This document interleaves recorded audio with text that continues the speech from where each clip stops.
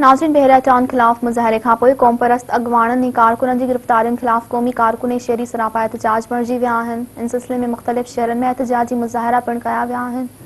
तफ़सील ॾिसूं था इन रिपोर्ट में। गैर कानूनी 1000 एकड़ ते जेका वलार आहे सिंधी ॻोठ जेके उते ॾाठा पिया वञनि, उन लाइ असांजा क़ौम परसन सिलेक्शन कमेटी जो उते पूरो मन एहतजाज हो, जंहिंखे इन्हनि उते पंहिंजी प्री प्लानिंग जेको आहे सो गेट खे बाहि ॾियारे असांजा क़ौमी कारकुन खोड़ सारा हिन वक़्तु बि जेके गुम लॻा पिया आहिनि, कूड़नि केसनि में उनखे फासायो वियो आहे, जेलनि में वाड़ियो वियो आहे।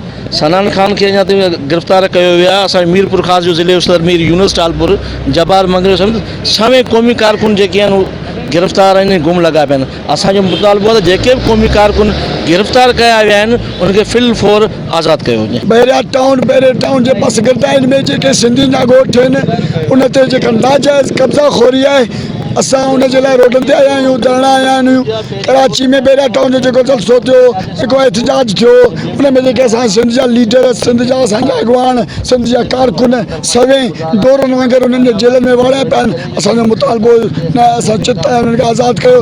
ॿी तौर ॿिए नमूने सां असांजी जदोजहद तरक़ी पसंद पार्टी जे प्लेटफॉर्म तां, सिंध एक्शन कमेटी जे प्लेटफॉर्म तां जेका असां जदोजहद कंदासीं, उनजी ज़िम्मेवार सिंध हुकूमत हूंदी।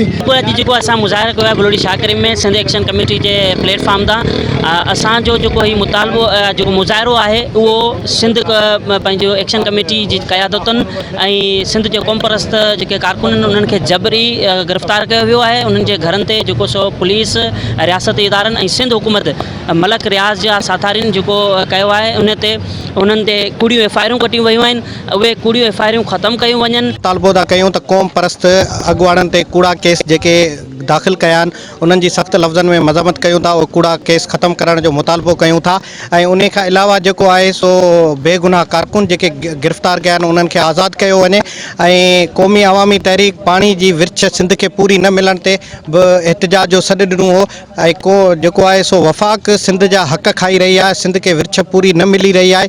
बदीन समेत पूरी सिंध में पाणी न आहे।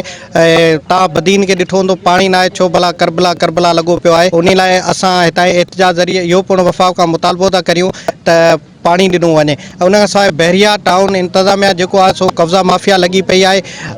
जेके जबल आहिनि, वाहण वस्तियूं आहिनि, उन्हनि ते कब्ज़ा करण जी कोशिशि कई पई वञे। औरतुनि जी तज़लील कई वई, उन्हनि जी बि असां सख़्तु लफ़्ज़नि में मज़म्मत कंदे एहतजाज मुसलसिल रिकॉर्ड कराईंदा पिया। एहतजाजी मुज़ाहिरे जो मक़सदु इहो आहे त असां सिंध जी क़ौमी क़यादत बशमूल मोहतरम अयाज़ लतीफ़ बलीजो साहब ते जेके जड़तू एफआईआर्स दाख़िल कयूं वयूं आहिनि, बेबुनियाद क़िस्म जो एफआईआर्स दाख़िल कयूं वयूं आहिनि, उन्हनि जो ॾोह सिर्फ़ु इहो जो उन्हनि सिंध जे क़दीम रहवासियुनि जे हक़नि जो तहफ़ुज़ करण लाइ पंहिंजो अमली किरदारु अदा कयो। अॼु असां गॾु थिया आहियूं हिते जेको आहे सो बहरिया टाउन जे इशू ते, ऐं जेको आहे सो बहरिया टाउन वारनि जेको आहे सो तमामु नाइंसाफ़ियूं कयूं आहिनि। ऐं असां सिंधियुनि जे जेको आहे सो प्लाटनि ते जेको आहिनि से बेगुनाह कब्ज़ा कया विया आहिनि। ऐं जेको आहे इहो कब्ज़ा माफ़िया हुकूमत आहे, इनखे जेको आहे सो इन जे हुकुम खे असीं रद्द अमल कंदे जेको आहे सो चऊं इहो ई चऊं था त जेको आहे सो असांजे क़ौमी कारकुननि जी जेको आहे सो रस्ता रोक कई वई आहे। ऐं जेके बि माण्हुनि खे जेको आहे सो तंग कयो वियो आहे, ऐं जेको बि पुलिस जी गुंडागर्दी जेका आहे, पुलिस बि तमामु घणी गुंडागर्दी कई आहे। असांजे क़ौमी कारकुननि जा रस्ता ब्लॉक कया आहिनि। ऐं असांजे क़ौमी कारकुननि ते कूड़ियूं एफआईआरूं ऐं जेके आहिनि से कूड़ा फिराडी जेके आहिनि से इल्ज़ाम जेके लॻाया आहिनि, इन्हनि जी सख़्तु लफ़्ज़नि में मज़म्मत कयूं था। असांजे जेके बि लीडर आहिनि, अयाज़ लतीफ़ अली जो आहे, सनान कुरैशी आहे, जेके बि असांजा क़ौम परस्त लीडर आहिनि, उन्हनि ते जुड़तू एफआईआरूं ऐं कूड़ा केस आहिनि। रोनार शहर में पुरअमन रैली जो मक़सदु इहो ई आहे त क़ौमी कारकुन असांजे गिरफ़्तार थिया आहिनि। जेके कूड़ियूं एफआईआरूं थियूं उन्हनि जे लाइ पुरज़ोर मज़म्मत करियूं।